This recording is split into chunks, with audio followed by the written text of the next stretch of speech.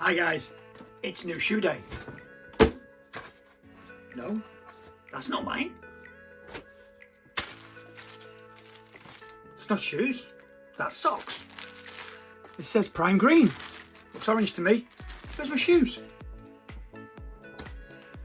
That's better. It's the new one from Adidas, the ADIZERO Adios 6.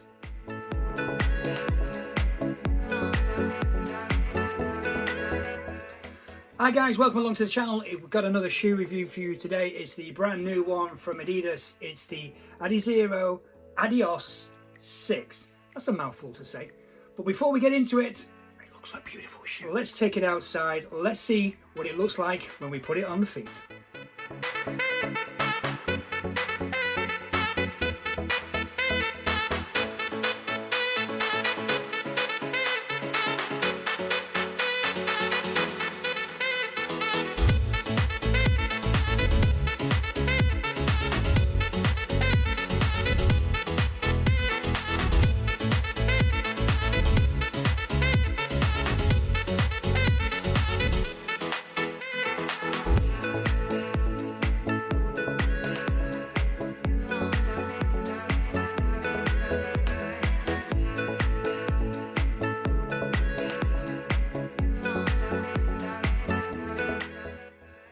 So here we have it. It's the Adidas ADIZERO Adios 6.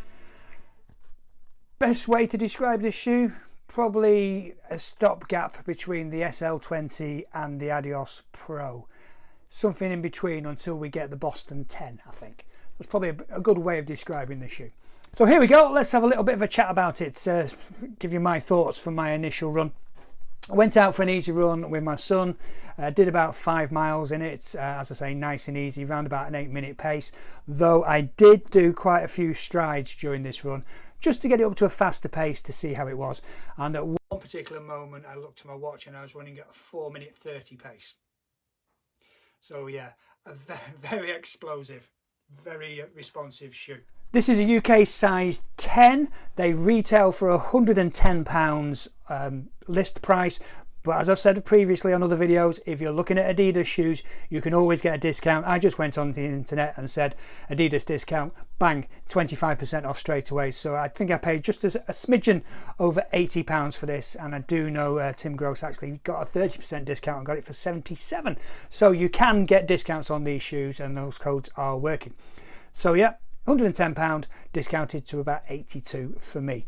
We've got Light Strike Pro and Light Strike combined midsole.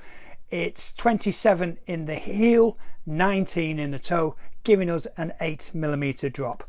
Weight wise, for my UK size 10, which on the box is a US size 10.5 or a Euro 44 3/4, the actual weight, as you can see from my scales, is 256 grams or 9.1 ounces. So I don't think this is an overly heavy shoe. My son actually tried it on after me and said, "Oh, they feel light." So it is a light shoe. Now the question of sizing that always comes up, is it true to size? Now I'm a UK size 10 and this is a UK size 10. Now I have heard people say about Adidas previously, always go half a size up. I'm not going to tell you not to do that. If you do go half a size up, I don't think you're going to have any big issues with it. But if you look at these pictures, these were taken of both shoes, and if you can see where my toes are actually in the size 10, and I've got size 10 feet, there is still a little bit of room there. If you look carefully, because of the colour of the socks I was wearing, you can see it through the mesh, and you can see there was still quite a bit of room at the front of the toe. So that for me is true to size. But if you do go half a size up, I don't think it'll cause you any issues whatsoever. So fit wise, bob on, no problem at all. Put this on, laced it up, went for the run. No hot spots, no rubbing, no itching, nothing untoward. Everything felt okay with my first initial run. No blisters forming or anything, so that was great. Good lockdown from the laces. It's a traditional lacing system, as you can see. And you've got the extra eyelet. The lace length, it's a rather thin lace, if you can see. It's a linguini type thin, but it is a rather thin one. Adequate lace length. If you're doing a runner's knot, you might be running out of lace. You might have to pull it a bit tighter. But I normally just double knot my shoes, and it did it okay. It's not overly laced. It's adequate. Tongue wise, there is some padding to the tongue. It's very light, as you can see there. Minimal padding, which seems to be the same as the Adios Pro. So yeah, it is padded, but only slightly.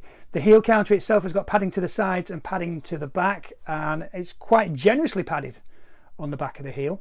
Now this orangey padding, I don't actually think is necessary, so I think they could shave some weight if they took that off. I don't know if it's there for some rigidity, but the padding itself within the white bits goes all the way through, and then you've got extra padding with the orange plasticky bit on top. So I don't know if that is actually necessary, and it would be a good way of shaving some weight off the shoe. The heel counter itself, very firm, very rigid. So on the whole, I think it's a very good fit, great lockdown, no slippage anywhere, plenty of room in the toes as you saw from those pictures. Heel was locked down, very nice. Single mesh upper, as you can see. And then there's these bits, plasticky bits that are on there. Now, as my son was saying to me, oh look, you got a racing shoe and then a traditional trainer, everyday trainer bit. Possibly could make it lighter if they didn't have these on. Don't know why they're there. Probably to give a little bit of stability, a little bit of rigidity, not stability, rigidity. So on the whole, I think the upper is fantastic. It felt great on the run, at fast speeds and at the easy paces. It felt good on the foot, nice and light. Midsole, you know what I think about Light Strike. This midsole rocks. You've got the Light Strike Pro and then the normal Light Strike as well. So it's a mixture of the both. I love Light Strike. It is the midsole that works the best for me. That said, for this shoe, there was one little niggle, just one thing.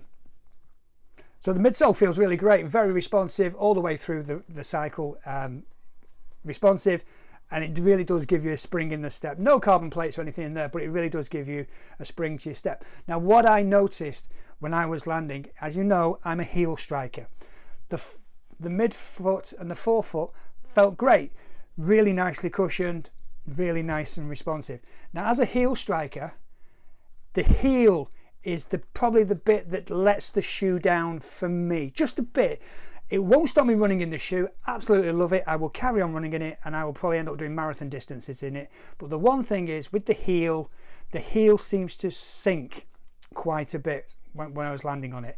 It felt maybe just a bit too soft and then not thick enough, if you know what I mean. So it's just, with being a heel striker and your heel's hitting first and hitting hard, it just seemed to go down further, and it seemed to be a little bit too squashy but not thick enough. I think that's the best way to say it.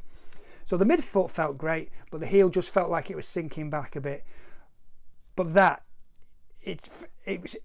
could feel it, I could ignore it, and I can carry on running in it. But that's probably just the one thing as a heel striker. It possibly could do with something better done with the heel area, but the Light Strike itself, fantastic. So it's just that heel.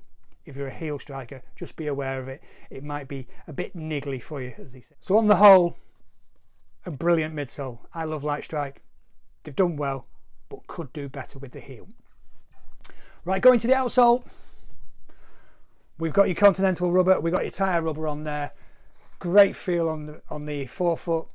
Great on the back as well. The torsion plate is in there as well to give it that bit of stability with it. But this shoe felt so grippy, running on the tarmac. Brilliant. The traction was brilliant. The grip was brilliant. Love it. The Continental rubber just does the job. I really do like the outsole. There you go. Have a quick look at it.